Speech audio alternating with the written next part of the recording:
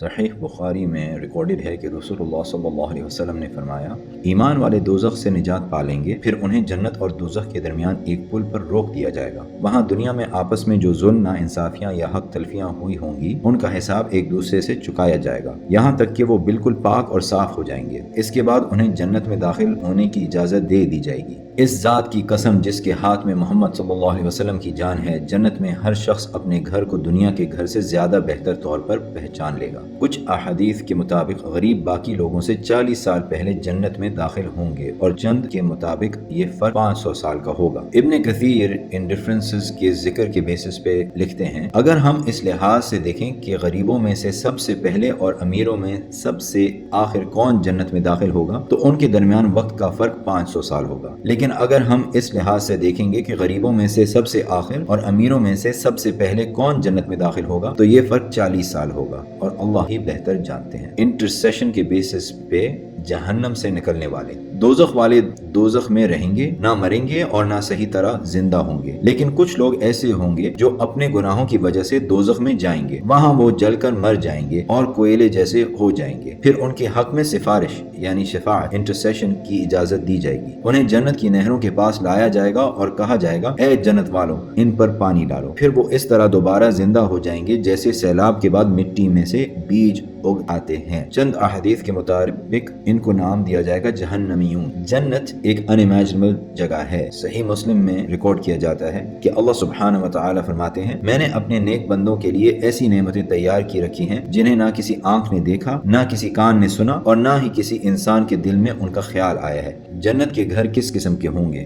صحیح مسلم میں ریکارڈڈ ہے کہ رسول اللہ صلی اللہ علیہ وسلم نے فرمایا، جنت میں ایک خیمہ ہوگا جو ایک ہی موتی سے بنا ہوگا، اس کی چوڑائی 60 میل ہوگی، اس میں مومن کے لیے اس کے گھر والے ہوں گے اور وہ ایک دوسرے کو دیکھ بھی نہ سکیں گے۔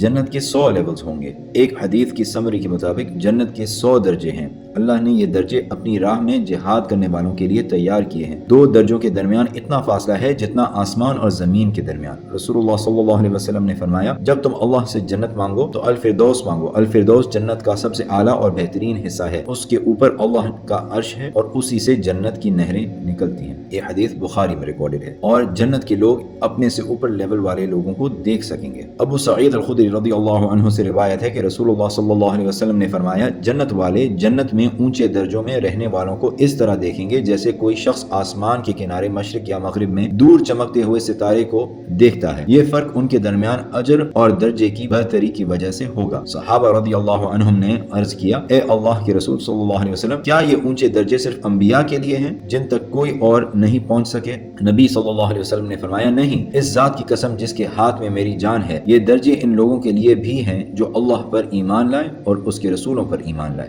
جنت میں کون شخص سب سے نچلے لیول پہ ہوگا؟ مغیرہ بن شعبہ رضی اللہ عنہ سے روایت ہے کہ رسول اللہ صلی اللہ علیہ وسلم نے فرمایا، موسیٰ علیہ السلام نے اپنے رب سے پوچھا، جنت والوں میں سب سے کم درجے والا کون ہوگا؟ اللہ سبحانہ و تعالی نے فرمایا، وہ شخص جو جنت کے مستحق لوگوں میں سب سے آخر میں جنت میں داخل ہوگا۔ اس سے کہا جائے گا، جنت میں داخل ہو جاؤ۔ وہ کہے گا، اے میرے رب، میں کیسے داخل ہوں جبکہ لوگ تو پہلے ہی اپنے اپنے ٹھکانے بنا چکے اور اپنی نعمتیں لے چکے ہیں؟ اس سے کہا جائے گا، کیا تم اس بات سے راضی ہو کہ تمہیں دنیا کے بادشاہوں میں سے کسی ایک بادشاہ کی سلطنت کے برابر مل جائے؟ وہ کہے گا، میں راضی ہوں اے میرے رب۔ اللہ سبحانہ و تعالی فرمائیں گے، تمہارے لیے وہ بھی ہے اور اس کے برابر بھی اور اس کے برابر بھی اور اس کے برابر بھی اور اس کے برابر بھی۔ 5ویں بار وہ کہے گا، میں راضی ہوں اے میرے رب۔ اللہ سبحانہ و تعالی فرمائیں گے، یہ سب تمہارے لیے ہے اور اس کے 10 گنا مزید، اور تمہارے لیے وہ سب کچھ ہے جو تمہارا دل چاہے اور جس سے تمہاری آنکھیں خوش ہوں۔ وہ کہے گا، میں راضی ہوں اے میرے رب۔ پھر موسیٰ علیہ السلام نے پوچھا، اور جنت والوں میں سب سے بلند درجے والا کون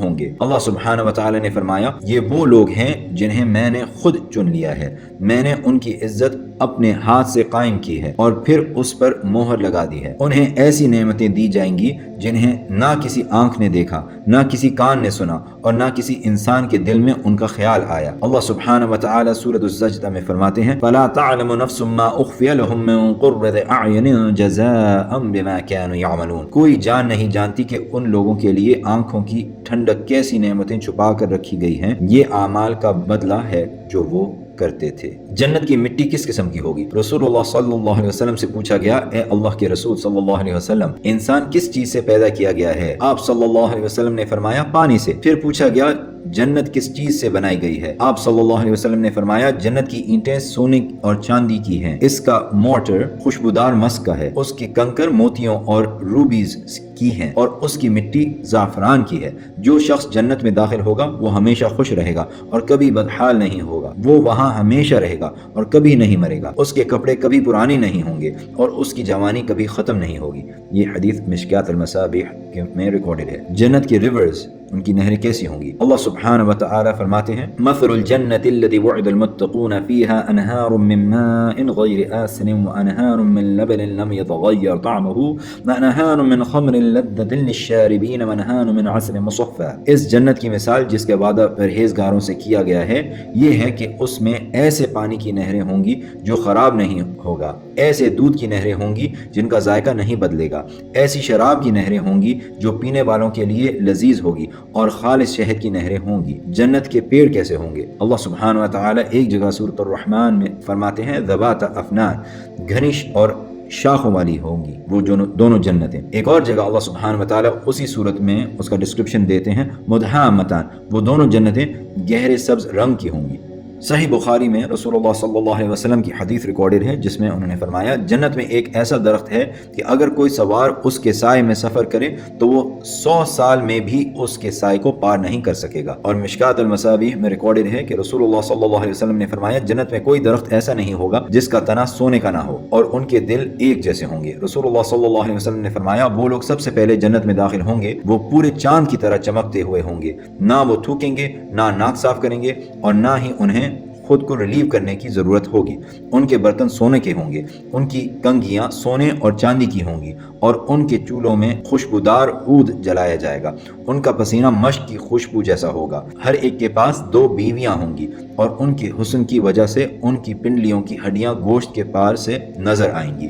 جنت والوں کے درمیان نہ کوئی اختلاف ہوگا اور نہ کوئی بغض، ان کے دل ایک دل کی طرح ہوں گے اور وہ صبح و شام اللہ کی تسبیح کرتے رہیں گے۔ ان کی خواہشات کس قسم کی ہوں گی؟ ابو ہریرہ رضی اللہ عنہ بیان کرتے ہیں کہ نبی صلی اللہ علیہ وسلم بات فرما رہے تھے اور ایک دیہاتی آدمی بھی وہاں موجود تھا۔ رسول اللہ صلی اللہ علیہ وسلم نے فرمایا جنت والوں میں سے ایک آدمی اپنے رب سے اجازت مانگے گا کہ وہ کھیتی باڑی کرے۔ اللہ سبحانہ و تعالی اس سے فرمائیں گے کیا تمہارے پاس وہ سب کچھ نہیں ہے جو تم چاہتے ہو؟ وہ عرض کرے گا کیوں نہیں، لیکن مجھے کھیتی کرنا پسند ہے۔ پھر وہ بیج بوئے گا اور پلک جھپکتے ہی وہ فصل اگ آئے گی، اس کا پھل پک جائے گا اور وہ پہاڑوں کی طرح بڑی ہو جائے گی۔ اللہ سبحانہ و تعالی فرمائیں گے اے آدم کے بیٹے لے لو، تمہیں کوئی چیز بھی پوری طرح راضی نہیں کرتی۔ یہ سن کر وہ دیہاتی کہنے لگا اللہ کی قسم یہ آدمی یا تو قریش میں سے ہوگا یا انصار میں سے، کیونکہ وہی کھیتی پسند کرتے ہیں، ہم تو کھیتی نہیں کرتے۔ یہ سن کر نبی صلی اللہ علیہ وسلم مسکرانے لگے اور جنت میں اللہ سبحانہ و تعالی کو دیکھنے کا موقع ملے گا۔ سورۃ القیامہ میں اللہ سبحانہ و تعالی فرماتے ہیں وجوہ یومئذ ناظرہ الی ربها ناظرہ، اس دن کچھ چہرے تر و تازہ خوش ہوں گے، وہ اپنے رب کی طرف دیکھ رہے ہوں گے۔